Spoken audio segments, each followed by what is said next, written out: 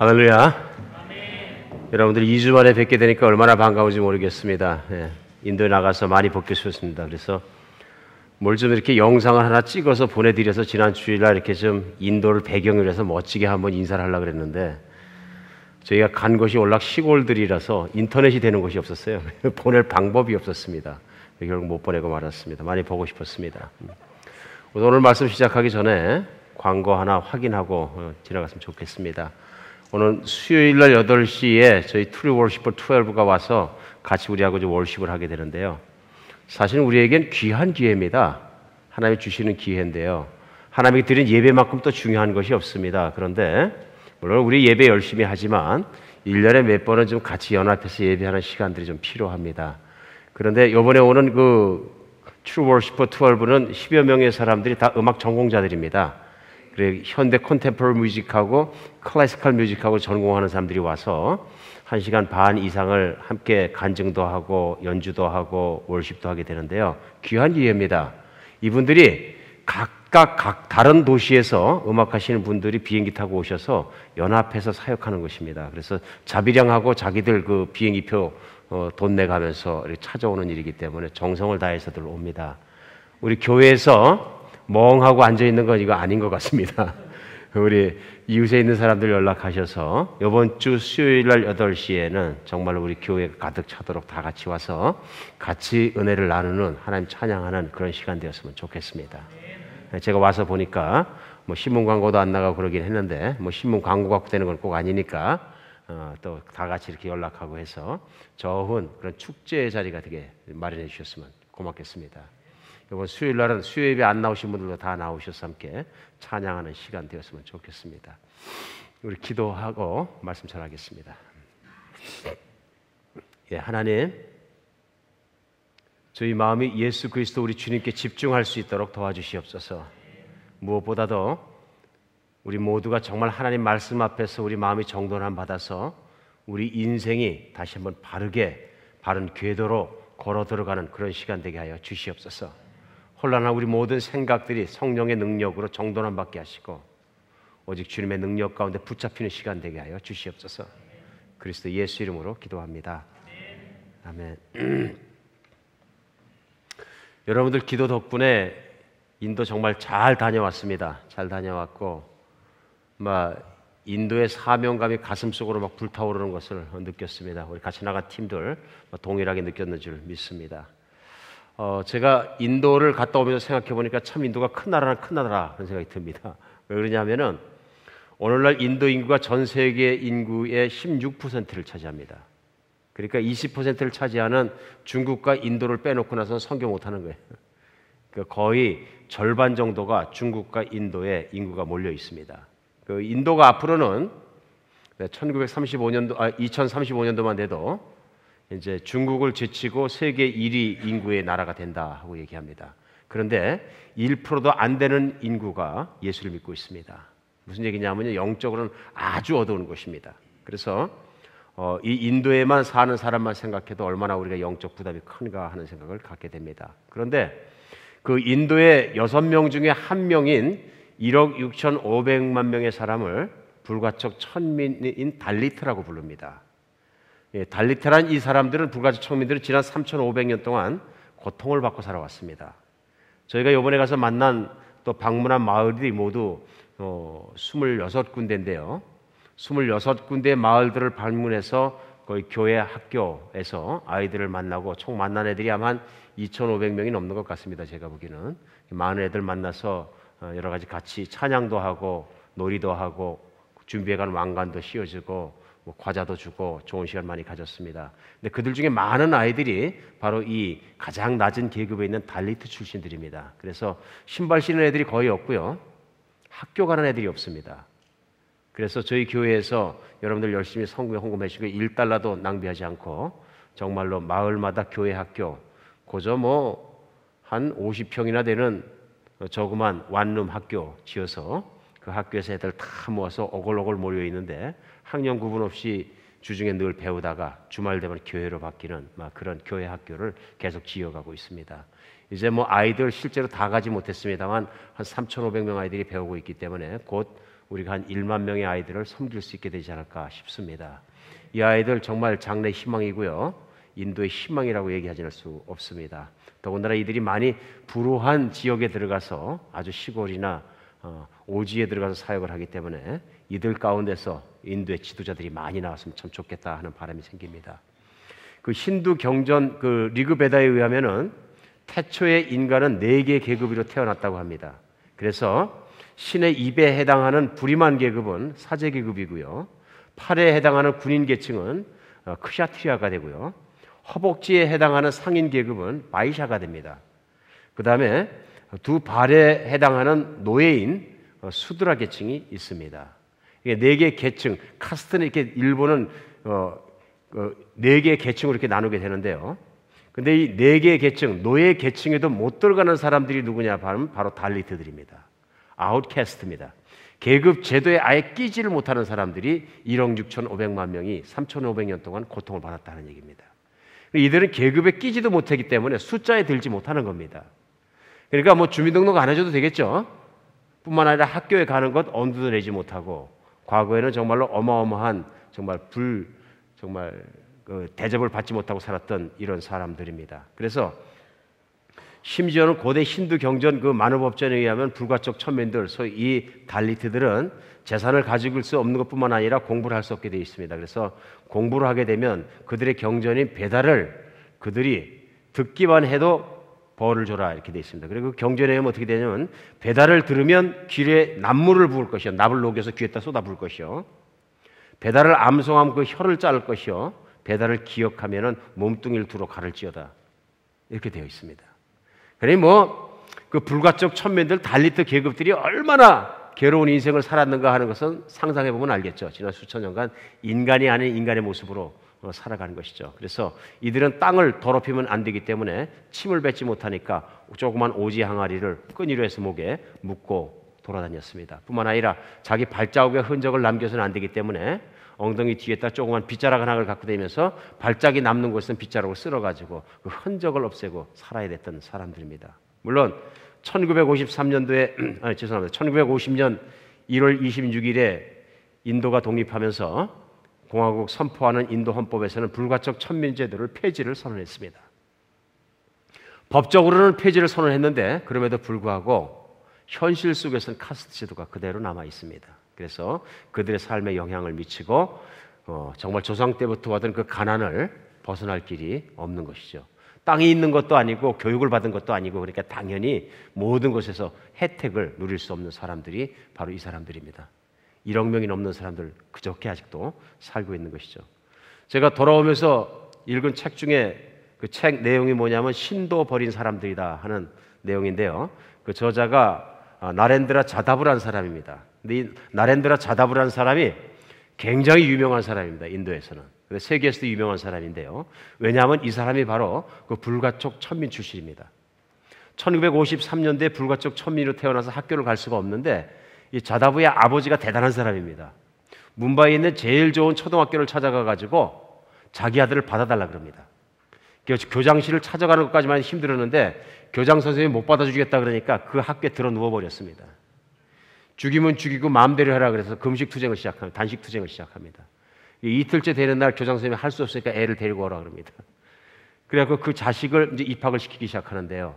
부모의 그 열망으로 말미암아서 그 자식이 학교를 다니고 그다음에 뭄바이에 있는 유명한 대학교에서 경제학을 공부해서 석사학위를 따고 인디아나에 와서 인디아나 주립대학교에서 경제학 박사학위를 땁니다. 그 다음에 국제통화기금에서 이 사람이 일하게 되고요. 인도에 있는 유명한 은행에서 일하게 되고 지금은 인도의 가장 유명하고 가장 들어가기 힘든 대학의 총장을 하고 있습니다. 그래서 이 사람이 차기의 인도의 대통령감이다까지 보고 있습니다. 근데 세상을 깜짝 놀라게 하는 것은 바로 이 사람이 바로 그 달리트 출신, 불가촉 천민 출신이기 때문에 그렇습니다. 참 놀라운 가능성이죠. 자기가 불가촉 천민으로 태어났으면 쓰임받지 못하고 인생에 흔적도 없이 살다가 자기 발자국을 쓸어버리고 흔적 없는 존재로다 그냥 없어버린 그런 존재가 될 텐데 이 세상에서 그래도 인도의 가장 영향력 있는 사람 중에 하나로 영향을 끼치고 살아가는 이 사람 보면서 참 희망이 있다 하고 얘기하는 사람이 많습니다. 오늘날 우리가 생각해 보면 똑같은 시간에 인생을 살아가는데 어떤 사람은 인생에 쓰임을 받고 어떤 사람은 쓰임받지 못할 때가 있습니다. 인생에 흔적을 남기는 사람이 있고 인생에 흔적이 없는 사람들이 있습니다. 세상에서 쓰임받는 것도 참 보람 있는 일입니다. 보람 있는 일이고요. 정말 자랑스러운 일입니다. 어느 부모나 자기 자식이 세상에 쓰임받고 세상에서 정말 영향력을 끼치고 있다 그러면 얼마나 기쁘겠어요. 쓰임받는 일은 참으로 좋은 일이 아닐 수 없습니다. 우리가 나렌드라 자다보이 같은 경우도 책을 읽으면서 보니까 그 이유가 뭐냐면요, 그 자신이 얘기하는 것처럼 교육에 그 부모가 목숨을 걸었기 때문에 그렇습니다. 자녀 교육에 목숨을 걸으니까 그 자녀가 그 혜택을 보는 거예요. 세상에서 쓰임 받기 위한 조건, 소위 그 자녀의 교육에만 목숨을 걸어줘도 이렇게 자녀가 혜택을 받는데, 우리가 정말로 다른 방면, 모든 면에서 이 세상에서 바로 설 수 있도록 자녀를 세운다면 얼마나 큰 일이겠습니까?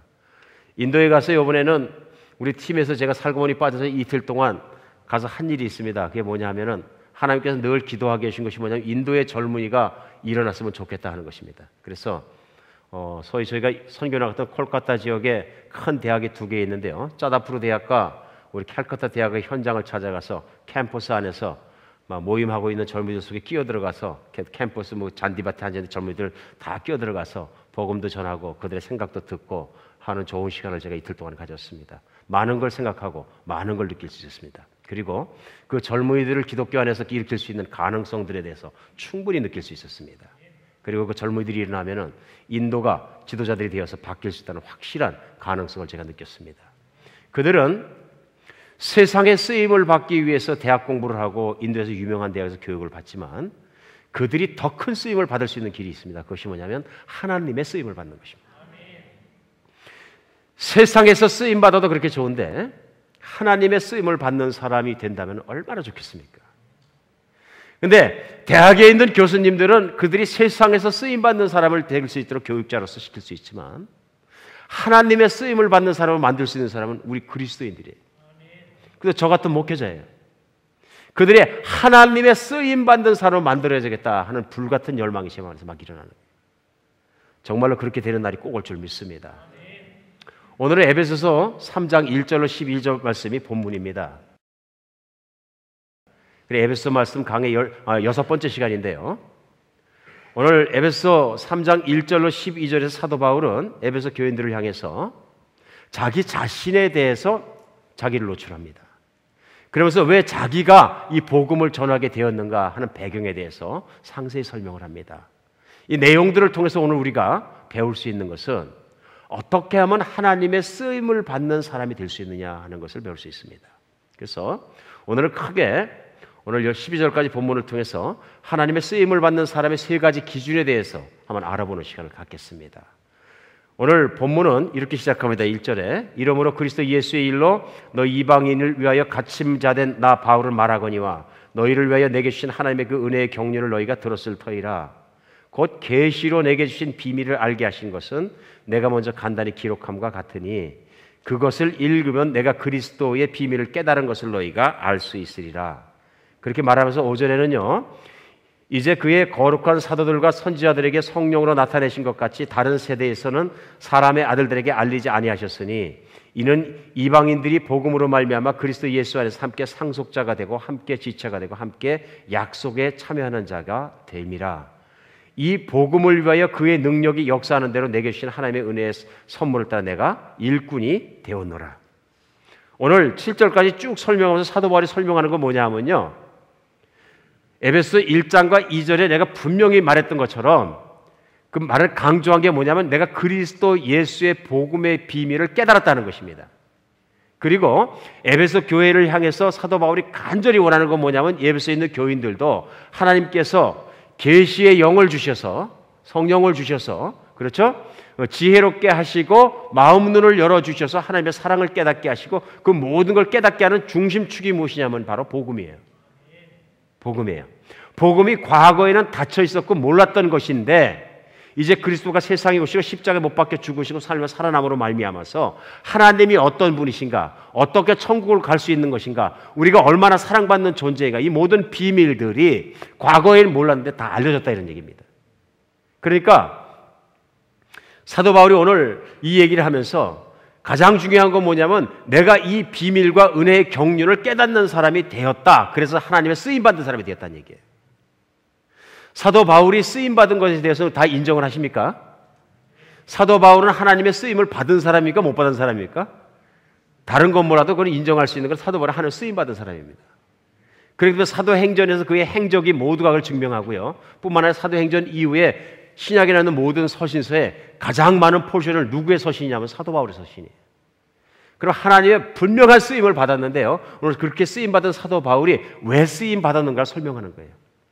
오늘 하나님의 쓰임을 받은 사도 바울의 그 내용을 보면서 첫 번째 우리가 알 수 있는 건 뭐냐면요. 하나님의 쓰임을 받은 사람은 다른 건 뭐라도 복음으로 변화된 사람이어야 합니다. 복음으로 변화된 사람이에요. 하나님은 모든 사람을 사용할 수 있지만 가장 기초적인 것은 뭐냐면요. 하나님의 예수 그리스도의 복음으로 변화된 사람을 사용하십니다. 오늘 2절에서 4절까지가 그 해답입니다. 너희를 위해 내게 주신 하나님의 은혜의 경륜을 너희가 들었을 텐데 곧 계시로 내게 비밀을 알게 하신 것을 내가 먼저 간단히 기록했다 얘기합니다. 4절에 보면 그것을 읽으면 내가 그리스도의 비밀을 깨달은 것을 너희가 알 수 있으리라. 사도 바울은 하나님이 쓸 수 없는 그릇이었습니다. 고집불통입니다. 바리새인 중에 바리새인이고 종교에 대해서는 열심히 있는데요. 자기 열심이에요. 하나님의 쓰임을 받는 것과 종교에 자기가 열심히 있는 것과는 다른 것입니다. 그리고 우리가 아는 게 뭐냐면 사도 바울은요. 얼마나 열심히 쓰냐면 예수 그리스도를 믿는 사람들을 잡아다가 죽이고 심지어는 다른 도시에까지 가서 예수 믿는 사람을 잡아오고서 가두기 위해서 갓들 만큼 열심히 있던 사람이에요. 그러면 그 당시에 사도 바울이 그렇게 사람들을 잡아 가두고 예수 믿는 사람을 핍박하는 것이 하나님 일이라고 생각했어요. 하나님 쓰임 받는 거 생각했어요. 근데 다메섹을 가는 길에 누굴 만납니까? 예수를 만납니다. 예수님이 찬란한 빛 중에 나오셔서 낯빛보다 밝은 빛 중에서 나타나시니까 그 음성과 빛을 보면서 눈을 멀어버립니다. 안 믿을 수 없는 거죠.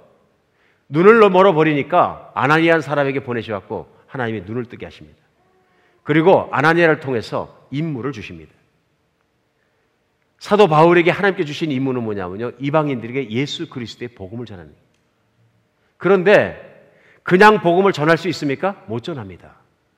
근데 이 복음을 그가 깨닫기까지는 어떻게 되냐면요. 아라비아 광야에 가서 3년간을 묵상하는 삶을 보냅니다. 3년간을 예수를 만나고 아라비아 광야에 가서 묵상을 하면서 예수 그리스도의 십자가의 의미와 그 사랑과 부활의 뜻을 철저하게 깨달은 거예요. 그러면서 자기가 얼마나 잘못된 신앙생활을 하게 했던가를 철저하게 깨닫고요. 하나님을 인격적으로 만나는 사건입니다. 그렇게 되고 나서 그가 그렇게 준비된 사람이기 때문에 그 복음만을 위해서 살 수 있는 열정이 안에 생긴 거예요. 하나님은 이렇게 복음으로 변화된 사람을 쓰십니다. 우리 신학대학원을 선지동산이라고 그러는데 맞는 얘기죠. 선지자들이 나오는 거. 어떤 그 연세 드신 장로님들이 기도했어요. 우리 선지동산이 철되게 하옵시고 오늘 참 은혜로워요. 표현 자체는.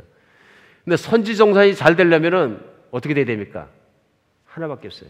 신학생들이 복음으로 말미암아 변화돼야 돼요. 하나님은 변화된 사람을 사용하시는 거거든요. 사도 바울의 쓰임받은 이유는 오늘도 나옵니다만은 자기가 모든 성도 중에서 가장 작은 자였다. 가장 죄인 중에 죄인이고 근데 하나님은 나를 쓰셨다. 왜 쓰셨냐? 자기는 가장 죄인 되었기 때문에 가장 예수 그리스도의 십자가와 보혈의 능력이 필요한 사람이다. 나는 예수를 핍박하던 사람이 죄인 중에 죄인이기 때문에 나는 예수님의 그 십자가의 보혈이 아닌 것을 용서받지 못할 인간이다. 나는 철저하게 예수를 필요한 사람이고 예수님 없이는 살 수 없는 사람이라. 그러므로 이런 사람이 어떤 사람이냐면요. 바로 예수님의 복음으로 말미암아서 변화된 사람입니다. 철저하게 자기 자신을 버린 사람들입니다.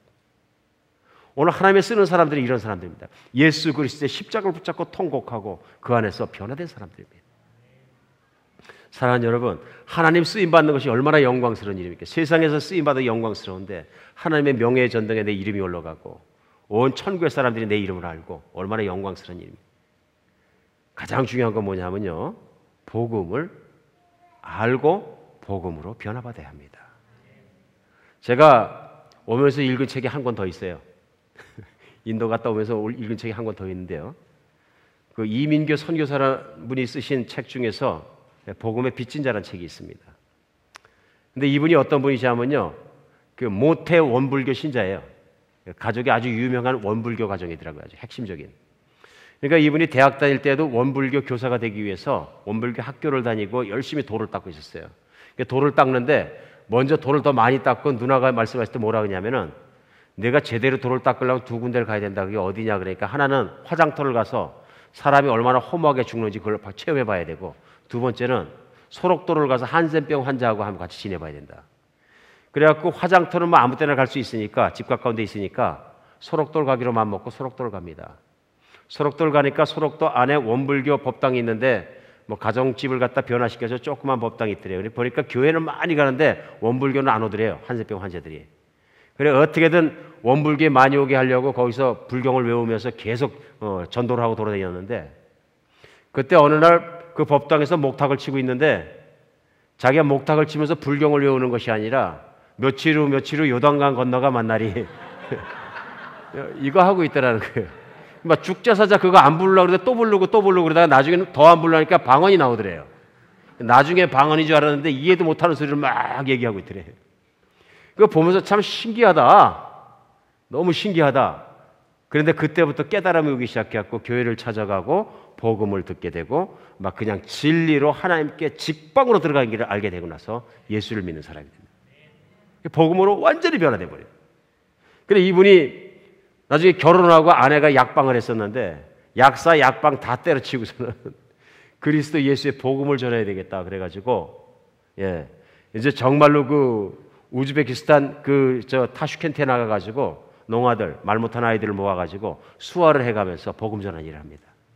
너무 열심히 사역하다 그 나라 쫓겨나가지고 요즘 카자흐스탄을 중심으로 해서 지금 중앙아시아에서 농아를 데리고서는 계속 사역하고 있는데요.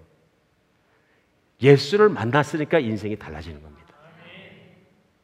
하나님이 쓰시는 사람의 공통점은 뭐냐면요. 예수를 만난 사람이에요. 복음의 가치를 아는 사람들이에요. 한 인간으로 태어나서 하나님을 만난다는 것만큼 더 중요한 일은 없습니다. 창조자를 만난다는 것처럼 중요한 일은 없는 것이죠.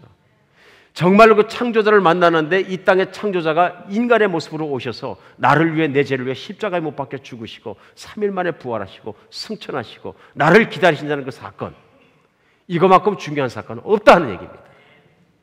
이거는 내가 지식이 얼마가 있건 직위가 무엇이건 무엇이든 간에 사람을 완전히 뒤집어 바꿉니다. 변화된 사람들만이 사람들의 변화를 시킬 수 있고 세상을 변화시키는 겁니다. 하나님은 변화된 사람들을 통해서 세상을 바꾸십니다. 교회도 그러니까 어떤 사람들이 있느냐 하면요. 교회 참 일꾼이 아니고 참 일꾼이 아닌 분들이 계신 거예요. 참 일꾼이 아닌 분들은 누구냐 하면요. 사도 바울이 예수님을 만나기 이전처럼 그냥 내가 열심히 하면 좋은 교인이 되리라 그 생각만 가지고 있는 분들이에요. 이제 이런 경우에는 안타깝게도 열심히 섬기다가 누군가 시험되는 소리를 하거나 내가 재미가 없거나 알아주지 않으면 어떻게 돼요? 소위 자신 스스로 시험이 들어가지고 어떻게 돼요? 화가 나고 좌절하고 난리를 치고 몸부림을 칩니다. 이거는 참 일꾼이 안 된 겁니다. 참 일꾼은 누구냐 하면요. 하나님이 쓰시는 일꾼이에요. 하나님이 쓰시는 일꾼들은 어떤 종류의 사람들이냐면 복음으로 말미암아 내가 거듭난 것을 알고요. 하나님 은혜가 너무 감사해서 적건 없이 그냥 하나님에게 재정도 드리고 노력도 드리고 시간도 드리고 교회를 섬기고 사역을 하고 예수를 전하는 사람들입니다. 이런 분들은 누가 알아줘도 좋고 안 알아줘도 괜찮고 그저 내가 하나님께 기쁜 마음으로 꾸준히 섬기는 분들, 이건 진짜 하나님 쓰시는 사람들입니다. 예수의 참 일꾼 되시기를 이 주일에 예수의 이름으로 축복합니다. 하나님의 쓰임받는 거 얼마나 중요한지 몰라요. 세상에 쓰임받는 것도 힘든데 하나님 쓰임받는 건 너무 쉽기 때문에 안 하는 겁니까? 중요한 건 복음으로 내가 변화받았으면 나는 쓰임받은 길에 들어섰다는 걸 믿으시기 바랍니다. 사랑하는 여러분, 최소한 하나님 쓰임받는 길 제일 중요한 첫 번째 길은 이거 대가 없이 되는 거죠. 그러니까 여러분이나 저나 모두나 쓰임받는 길로 들어갈 수 있다는 얘기입니다. 두 번째 단계에 들어가겠습니다. 하나님 쓰임받는 사람의 두 번째는 뭐가 필요하냐면요. 부르심을 확실히 아는 사람이 되어야 합니다. 제일 먼저는 복음으로 변화된 사람이 되어야 되고요. 두 번째는 부르심을 확실히 아는 사람이 되어야 하나님이 쓰실 수 있습니다. 인생을 살아가면서 여러분은 또 저는 나름대로 인생의 어떤 목표를 정합니다. 그렇죠? 목표를 정하고 그 목표를 향해서 우리 나갑니다. 근데 그 목표를 어떻게 정하냐면요. 내 인생의 목적이 무엇이냐에 따라서 그 목표를 정합니다. 그렇죠? 여러분의 인생의 목표는 무엇입니까? 이게 굉장히 중요한 것입니다. 목적이 더 중요합니다. 목적이 뭐예요? 나는 무엇을 위해서 인생을 살고 있느냐는 것이죠. 한번 물어보세요. 나는 무엇을 위해서 인생을 살고 있는가? 나는 목적도 없이 방황했네. 찬송가 가사죠. 근데 목적도 없이 난 방황했네. 정말로 태평양에 떠다니는 가랑잎처럼 나는 인생을 방황했네. 그럴 수밖에 없죠. 하나님을 만나지 않으면 확실한 목적을 발견하지 못합니다. 하나님을 만난 사람들, 복음으로 변하는 사람들 분명한 목적이 있습니다. 그것이 뭐냐면 예수님의 뜻대로 사는 것입니다. 오늘 7절에 보면은 사도 바울이 복음을 비밀을 깨달은 것뿐만 아니라 사도 바울이 무엇을 위해 사는가 하는 것을 분명히 찍어서 얘기합니다. 그때 7절에 보면요. 이 복음을 위하여 그의 능력이 역사하시는 대로 내게 주신 하나님의 은혜의 선물을 따라 내가 일꾼이 되었느라. 뭐가 됐다고요? 일꾼이 되었다. 복음을 위하여 일꾼이 되었다는 얘기입니다. 예수를 믿는 모든 사람은 인생의 목적이 무엇이냐 하면요. 하나님의 영광을 드러내는 것입니다. 예전에는 인생의 목적이 내 영광을 드러내는 것이었는데요. 내가 공부 열심히 하면 내 영광 드러내는 거죠. 내가 좋은 직분에 올라가면 내 영광 드러내는 다 내 영광인데 그 다음에 예수를 믿는 사람들은 인생의 목적이 하나님의 영광입니다. 하나님의 영광 어떻게 드러냅니까? 우리 한비전 교회 그냥 입이 마르도록 하는 얘기입니다. 근데 잘 모르겠는데 그렇죠. 좌절하고 절망합니다. 하나님의 영광을 드러내는 유일한 길은요. 예수 그리스도를 닮아가는 길입니다. 예수 그리스도를 하나님의 영광을 어떻게 드러냈어요? 아버지의 말씀대로 전적으로 순종해 살아감으로 말해서 아버지의 영광이 드러나는 삶을 사셨어요. 십자가 못 박혀 죽으실 때까지. 그렇죠? 그러니까 우리의 부르심은 뭐냐면요. 그리스도 예수의 뜻을 따라 100% 살아감에 따라 아버지의 영광을 드러내는 것입니다. 그런데 그리스도의 뜻이 무엇이냐면요. 예수 그리스도의 복음을 땅끝까지 전하는 것입니다. 맞습니까? 만약에 제가 make sense나 성경적으로 말하지 않고 있다면 저는 좋은 설교자가 아닙니다. 그래서 성경 어디를 봐도 예수님께서 우리가 원하시는 것은 우리가 성령을 주신 이유도 사도행전 1장 8절에 보면은 너에게 성령이 임하면 너희가 권능을 받고 그렇죠? 예루살렘과 온 유대와 사마리아와 땅끝까지서 뭐가 되는데? 증인이 된다는 얘기는 예수님이 하신 가장 중요한 일 십자가에 죽으시고 3일 만에 부활하신 복음을 세상 끝까지 전해서 그들로 하여금 하나님을 알게 하고 일어나게 한다는 에베소서의 사도 바울의 마음이 강조하고 있는 생각과 모든 것이 그대로 이루어진다는 얘기입니다. 그러므로 우리에게 중요한 건 뭐냐면요. 예수를 분명히 만났을 때는 내가 인생을 무엇을 위해 살아가야 되는가 분명히 붙잡히는 거예요. 그는 마태복음 복음서 맨 끝도 마찬가지입니다. 제자들을 정말 훈련시키시고 마지막으로 커미셔닝, 소위 위임장을 주시고 제자들에게 사명을 주실 때 뭐라고 했어요? 그러므로 너희는 가서 모든 족속으로 제자를 삼아 아버지와 아들과 성령의 이름으로 침례를 주고.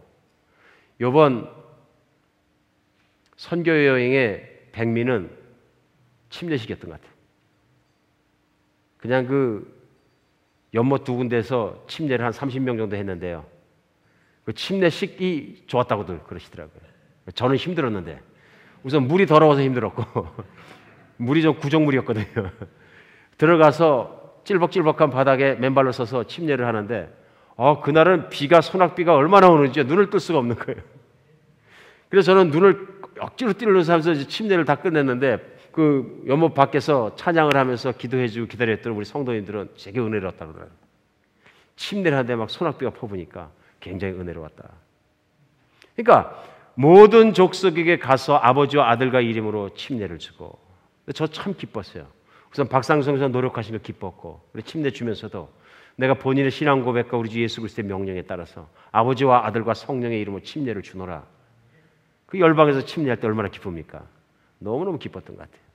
그리고 예수님 말씀하실 때 내가 너에게 분부한 모든 것을 가르쳐 지켜 행하게 하라. 그들을 제자 삼는 일이죠. 우리 인생은 다른 것 없습니다. 내가 복음의 수혜자가 된 것처럼 내가 복음의 그 가치를 깨달았으면 아직 복음을 모르는 사람에게 복음을 알려주고 그들을 돕는 일에 내 인생을 바쳐야 합니다. 그것이 내가 돈을 많이 벌어서 재정적으로 섬기는 일이든 내가 몸으로 뛰어나가는 일이든 교회 한 부분을 섬기는 일이든 아이를 가르치는 일이든 어떤 일이든 내가 하는 일과 내 인생은 이 복음을 전하는 일과 관계가 있어야 합니다. 그러므로 교회도 그렇습니다. 교회 하는 가장 중요한 일은 복음으로 살고 복음을 가르치는 일에 집중되어 있어야 합니다. 그러니까 오늘 본문에서도 10절에 뭐라고 말씀하시냐면요. 이는 이제 교회로 말미암아 하늘에 있는 통치자나 권세들에게 하나님의 각종 지혜를 알게 하려 하심이라. 결국 뭐냐면요. 복음을 전하는 일이에요. 일꾼 정신으로 살아야 합니다. 인생을 살아가면서 우리가 나의 인생의 목적은 내가 직업을 갖는 것도 돈을 버는 것도 건강해지는 것도 모든 목적은 하나님의 쓰임을 받는 것인데 그것은 바로 복음을 전하는 것이라 인생의 목적에 붙잡힌 사람만이 하나님의 쓰임 받을 수 있습니다. 복음을 알고 복음으로 변화되고 복음을 전하는 일꾼의 정신으로 사시기 바랍니다. 그래서 두 번째는 뭐냐면요. 나의 인생의 목적은 내가 복음을 전하는 것입니다. 나도 복음을 인조이하고 복음대로 살면서 복음을 다른 사람에 전하는 축복의 전도자가 되겠습니다 하는 삶을 사는 사람입니다. 저는 우리 교회 한비전교회에서 목자님들을 정말 감사히 생각하고 또 제가 아주 프라이드로 생각합니다. 왜냐하면 목자님들이 평생을 사는 목적이 뭐냐면 나의 직업이 아니고 나의 직업은 방법이고 도구일 뿐이고요.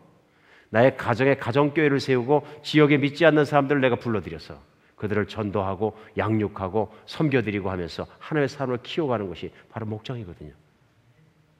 그러니까 하나님의 동역자요, 성령의 동역자요, 교회의 동역자요, 저의 동역자가 되시는 것이죠. 얼마나 감사한 자리인지 모릅니다. 얼마나 중요한 직분인지 모릅니다. 때로는 우리가 이런 직분들을 망각하고 살아갈 때가 많습니다. 그러나 참 중요한 직분입니다. 오늘 저는 이런 직분을 물론 중요하지만 또 생각하면서 같이 인도 선교를 갔다 오면서 제가 또 깊이 생각한 것이 있습니다. 뭐냐면은 죽자사자 제가 단기 선교 나가시는 분들 등을 밀어가지고 저도 나가고 같이 나가는 이유는요. 단기 선교를 나가면 공통적으로 배우는 게 있습니다. 뭔지 아십니까? 아, 선교라는 거 이거 아무나 하는 거구나. 이겁니다. 예수 믿는 사람이라면 다 할 수 있는 거구나. 이게 뭐 특별한 재능이 필요한 게 아니구나. 이게 다 아는 겁니다. 그런데 내 인생의 목적을 그렇게 맞추고 그렇게 나가보지 않으면 체험이 안 되는 거예요. 내가 뭘 해야 되는지 모르는 거예요. 사실 우리는 고등학교 이상 나온 사람들이 대다수기 때문에 요번에 인도 같은 경우에도 그거 나가서 현지에서 보면은요, 아이들이 어떤 애들이냐면요, 정말로 어린애들 4살짜리부터 12살 이상짜리까지 쫙 모여 있으면은 하나도 학교를 다녀본 적이 없는 애들이에요. ABCD를 모르는 애들이에요. 덧셈 뺄셈을 모르는 애들이거든요. 고등학교 나오면 가르칠 게 있습니까? 없습니까? 있다는 거죠. 있다는 거죠.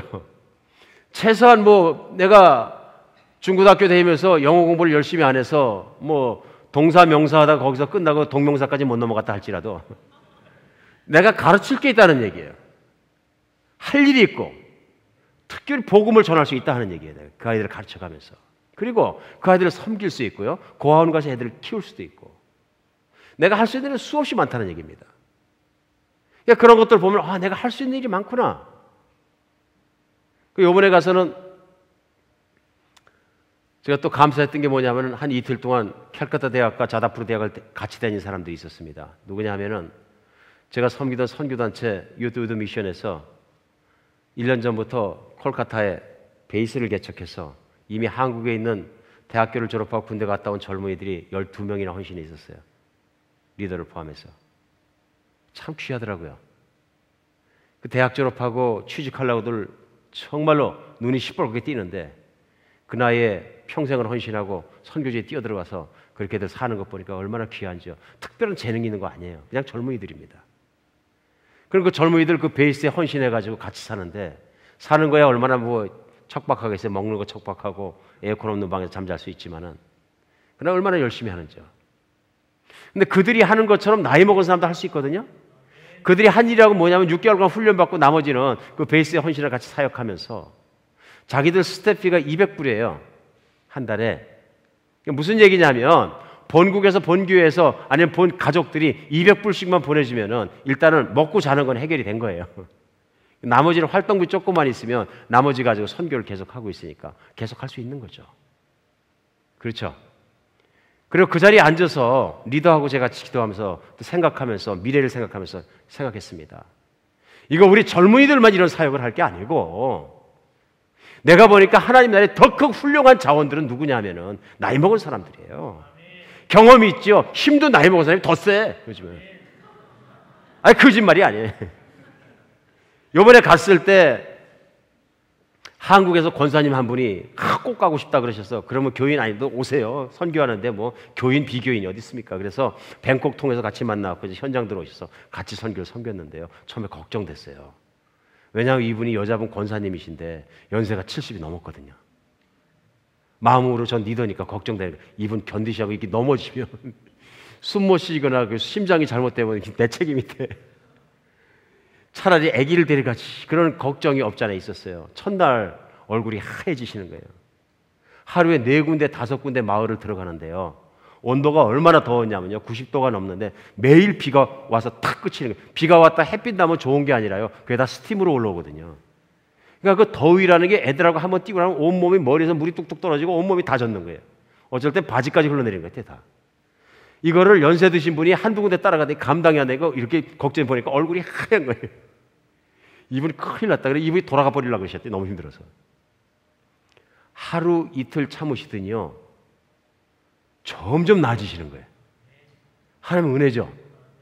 그 마지막에 보니까 우리보다 훨씬 힘이 세서 감기도 안 걸리시고 날라다니셔. 70대. 그래 그 생각 70대가 날라다니면 60대는 뛴다. 뛰어. 50대는 이게 방방 뜬다 완전히. 안 그렇습니까? 야, 제가 너무 놀랐어요. 그러면서 생각이 났어요. 애틀란타에 있을 때 제가 산에 가서 산책할 때가 있는데 저는 걷거든요. 4, 5마일을. 걸어도 등산하기 힘들다 그러는데 거기 76세 된 할머니가 계시는데 뛰어다니세요. 맨날. 한국 분이셔. 이제는 나이가 문제가 안 되는 시대에 살고 있다 이런 얘기예요. 제가 보니까. 관리만 잘하면 얼마든지 날아갈 수 있는 70대 날릴 수 있는 세대에 살고 있다. 그러니까 이런 걸 생각해 보니까 아, 실버 미션 시작해야 되겠다 이제는. 실버 미션. 늘 마음에만 품고 있었던 것인데 이제 시작해야 되겠다.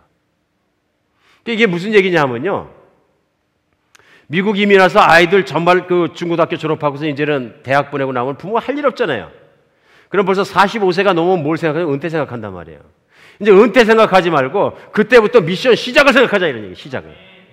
은퇴가 아니고. 아니요 뭐 흔히 하는 얘기는 뭐 리타이어 하시든지 타이어를 갈아 끼는 것에서 새로운 인생을 시작하시는 거죠. 타이어를 갈아 끼는 거예요. 인생의 방향을 바꾸는 거지. 그래가지고 인도면 인도 콜카타에 가가지고 우리 그 리타이어 하신 분들은 좀 힘들면 우리 젊은이들은 그래도 힘이 좀 세니까 무슨 뭐 에어컨 없는 방에 자라 그러고 우리 50대나 60대, 70대는 에어컨 있는 아파트에 자자 그런 얘기야. 예, 좀 오래 해야 되니까 환경을 좀 편하게 해서 고층 아파트도 많이 있으니까 그래서 알아봤죠 제가. 시세가 얼마입니까 그러고. 그랬더니 고층 아파트 새로 진 거 요즘 신세대들이 사는 데는 500불이래. 3베드룸이. 에어컨도 있고 물도 나오고 세탁기도 쓸 수 있고. 아, 그 정도면 방 3개, 방 하나에 한 세대씩 들어가 앉으면 3세대가 500불짜리 나눠내고 밥해서 같이 먹으면 돈이 얼마나 들어가겠어요. 그거. 우리 조금씩만 하면 살 수 있는 거 아니에요? 예, 그리고 같이 훈련받고 같이 섬기고 같이 사역하고 얼마든지 장기적 안목에 살 수 있다. 또 필요하면 또 미국 들락날락 하면서. 같이 가실 거죠? 우리 시작해야 합니다. 선교는 특별한 사람이 하는 게 아니에요. 선교는 예수 믿는 보통 사람들이 하는 거예요. 우리 교회는 그런 교회 됐으면 좋겠어요. 그래서 선교 전진기지 베이스들을 그 지역마다 만들어가기 원합니다. 그러다 보면 현지에 뭐를 하게 되면 한비전 교회를 계속 세우게 되는 거죠. 계속 아이들도 교회 세워지고 지역에도 교회 세우고 대학생들 교회 세워지고 계속 하다 보면 섬길 일이 나오고 그걸 섬기다 보면은 자연스럽게 선교사가 되고 그 중에는 베이스 안에서 몇십 명 되는 선교사들이 같이 일하면 우리 교우들이 일하면 밥 해주고 청소만 하는 분도 계실 거고 뭐 여러 가지 종류의 베이스의 일꾼들이 필요한 거죠. 그렇게 정말로 살아있는 공동체가 되었으면 좋겠다는 희망을 가지고 그리고 그 일을 꼭 할 것입니다. 반드시 우리가 인도의 그 땅을 복음으로 점령하지 않으면 이건 안 됩니다. 그리고 그 선교를 할 수 있게끔 선교의 장을 열어가는 것도 교회가 할 일이라고 저는 믿습니다. 무조건 선교하세요. 그러면 어떻게 나갈 줄 알아야지. 훈련도 시켜드리고 배치도 시켜드리고 체험도 시켜드리고 이게 길을 열어드려야 되겠다. 그래서 앞으로는 교회가 그 일을 하겠습니다. 우리 실버 미션에 다 같이 들어오시기를 오늘 아침에 제가 도전합니다. 그리고 그걸 제가 말로만 그런 게 아니라 저도 한 주 더 놔주시면 1월 마지막 주 24일 날 2주간 또 나가겠습니다. 그래서 그 자리들을 준비하고 교회 개척을 하나 준비해 놓고 들어오겠습니다. 이번에 나갈 때 같이 나가실 분들 같이 나가셔서 이제 같이 기도하면서 하나님, 제가 1년에 3개월 드릴 수 있습니다. 1년 드릴 수 있습니다. 5년 드릴 수 있습니다. 그럼 그 사역 하실 수 있게끔 자리를 만들어 드리겠습니다. 아마 그렇게 할 수 있도록 준비될 만드는 그게 아마 제 소명인 것 같습니다. 그리고 앞으로 인도의 사역이 어느 정도 성장해 감에 따라서 중국 서방부로, 그 다음에 지금 열리지 않고 있는 동구권으로 하나하나, 한 나라 한 나라 한 도시마다 열어가겠습니다. 어느 날인가는 다 뚫히겠죠. 어느 날인가 우리 수백 명이 나가서 이 도시 저 도시에서 왔다 갔다 하면서 사역할 수 있을 것입니다. 우리 전 세계 주님의 교회를 세워야 합니다. 한비전교회 여기만 앉아서 여기만 월십하고 있는 게 무슨 재미가 있습니까? 우리 교인의 절반은 늘 들락거려야 합니다. 다 같이 사역하는 여러분과 제가 됐으면 좋겠습니다. 인생의 목적이 달라지면 사는 방식도 달라집니다. 왜 가만히 있다 죽으려고 그러십니까? 하나님도 기뻐하시는 것 같지 않은데 그런 게. 오늘 세 번째로 하나님 쓰시는 사람, 첫 번째는 복음으로 변화된 사람이고요. 두 번째는 인생의 목적을 바로하는 사람입니다. 부르심의 소명이 분명한 사람입니다. 세 번째는요, 쉽게 얘기하겠습니다. 몸살이지 않는 사람입니다. 하나님의 뜻을 알면서도 우리가 왜 하나님의 뜻대로 살지 못하냐면 몸살이니까 그런 거예요. 다 몸살이요. 여러분 왜 몸살이는 거예요? 당연한 거죠. 중요하니까 살이는 거죠. 내 몸이 하나밖에 없으니까. 이 몸을 안 살리면 죽으니까. 여러분 그리스도의 죽음을 넘어간 사람들 아니에요? 이게 중요한 건 뭐냐면요, 몸을 안 살리면 안 살릴수록 일도 많이 하게 되고 건강해지는 줄 믿으시기 바랍니다. 예. 이게 내성이 강해져요. 내성이. 너무 살면 너무 스스로를 편하게 만들고요, 편하게 만들면 만들수록 몸이 내성이 약해집니다. 이번에 박상규 선교사님 말씀드리니까 힘들었대. 금년에 왜 힘들었냐 했더니 댕기열이 걸려가지고 이게 말라리아보다 조금 무서운 거라네요. 많이 죽는데요, 현지 사람들도. 근데 모기가 옮기는 병인데 열이 뭐 얼마나 올라가는지, 열흘 누워있는데 거의 죽음 앞에 갔다 왔다 그러는데, 근데 죽음 앞에까지만 갔다 오면 죽지 않았기 때문에 이렇게 힘든 병을 앓은 사람들은요 명도 즐깁니다. 정말입니다. 박정희 성사님 애들하고 찬양하고 기타 칠 때 보면 머리에서부터 온 바지까지 다 젖어. 근데 보면 또 차 타고 다니면서 에어컨에 말렸다가 또 가면 또 뛰고 그러는데 그거 견디는 거예요. 나이가 저하고 비슷하잖아요. 나이는 뭐 상상해 보세요. 제가 볼 때는 그 사역하는 모습 보면요 20대보다 더 힘이 있어요. 맞습니까? 제가 거짓말 하는 거 아니에요. 20대 못 견뎌요. 그렇게 뛰면 픽픽 거꾸러져요. 지금 60살 다 돼가는 사람들이 펄떡펄떡 뛰고 있다는 얘기예요. 애기들하고. 몸살이지 않으시기 바랍니다. 오늘 본문 1절에 보면요, 이러므로 그리스도 예수의 일로 너희 이방인을 위하여 갇힌 자 된 나 바울이 말하거니와 이렇게 얘기합니다. 이걸 어디서 썼다는 얘기예요? 로마 감옥에서 썼다는 얘기입니다. 감옥에서 죄수로 있는 걸 부끄러워하지 않고요, 고난을 힘들게 생각하지 않습니다. 복음만 나가면 된다. 몸살이지 않는 거예요. 몸살이지 않는 사람의 특징이 뭔지 아닙니까? 본문 12절입니다. 마지막 절.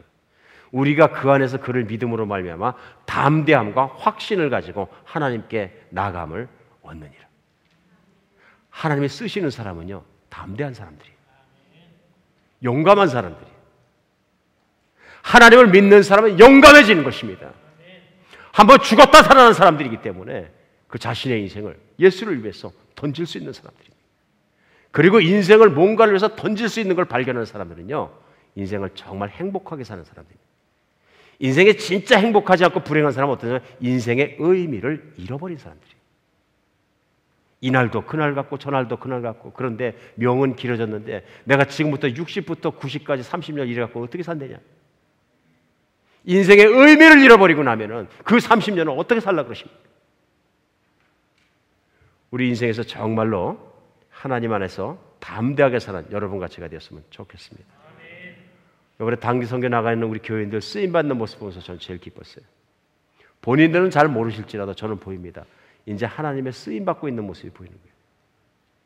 가만히 있었으면은 현지에 나가서 선교사나 그 아이들을 누가 격려하겠어요? 하나님이 너희를 알고 계신다. 하나님이 너희를 사랑하신다. 말로 하면 뭐합니까? 가서 애들 머리에 왕관도 만들어서 씌워주고 풍선도 불어서 만들어주고 사탕도 하나 주고 그 안 되는 말로 예수 그리스도가 너를 사랑하신단다. 또 붙잡고 기도도 해주고 가만히 있으면 누가 합니까? 나가서 우리 교인들이 하셨기 때문에 나중에 그 아이들이 기억에 잊어버리니까 많은 격려를 받고 그 언젠가 미국에서 왔다는 그 한국 사람이 나를 위해서 예수를 사랑한다는 얘기도 해주고 사탕 먹여주고 내 머리에 왕관 썼던 내가 기억합니다. 아이들은 그런 큰 이벤트를 기억합니다. 쓰임받는 여러분과 제가 되었으면 좋겠습니다. 어차피 인생 지나갑니다. 눈 감았다 뜨면 지나가는 것처럼 10년 인생도 그리 지나갑니다. 오늘 결단하셔야 됩니다. 하나님, 나 쓰임받고 싶습니다. 저는 우리 한비전교회 다른 거 몰라 다 쓰임받는 교인 됐으면 좋겠어요. 그래갖고 예수 그리스도 앞에 다 같이 서 있는 그날에 가서 한비전교회는 한 명도 빼짐없이 예수님 칭찬받고 상급받고 놀랍게 받는 그것이 저희 꿈입니다. 목회자로서 담임 목사로 다른 꿈 없습니다. 우리 교인들이 한비전교회 교인들이 그렇게 칭찬받고 예수님이 펄떡펄떡 뛰는 기쁨의 대상이 됐으면 그것 외에는 제 꿈이 없습니다. God knows my heart. 오직 그날이 올 때까지 우리 함께 뛰었으면 좋겠습니다. 세상 비실비실 살다가 그냥 빌채 끊는 것 때문에 머리 빠지고 터지고 그러다가 주님 앞에 쓰러지고 그런 날까지 기다리지 말고 우리 결단하고 주님을 섬기는 그런 길로 나가야 되겠습니다. 복음밖에 없습니다. 예수님은 살아계시고 하나님은 분명히 예수를 따라가는 우리를 통해서 세상을 변화시키실 것입니다. 그런 한비전교회를 반드시 이렇게 세우실 저는 믿습니다. 기도하겠습니다. 예, 하나님, 저희를 하나같이 사용하여 주시옵소서. 오직 하나님의 성령에 붙잡혀서 사용받는 저희 되게 하여 주시옵소서. 하루를 살을지라도 우리 하나님 기쁘게 해드리며 복음 전하며 사는 우리 되게 하여 주시옵소서. 하나님, 그냥 구경꾼 신앙에서 이제 벗어나서 정말 예수님 만나서 예수님의 쓰임받는 것으로 주님께서 우리를 세워주실 줄 믿습니다. 저희가 우유부단하지 않도록 도와주시고 정말 몸 너무 사려서 죽으면 썩어서 없어질 몸 때문에 아무것도 하지 못하는 겁장이 인생 살지 않도록 우리를 담대하게 변화시켜 주시옵소서. 그리스도 예수 이름으로 기도합니다.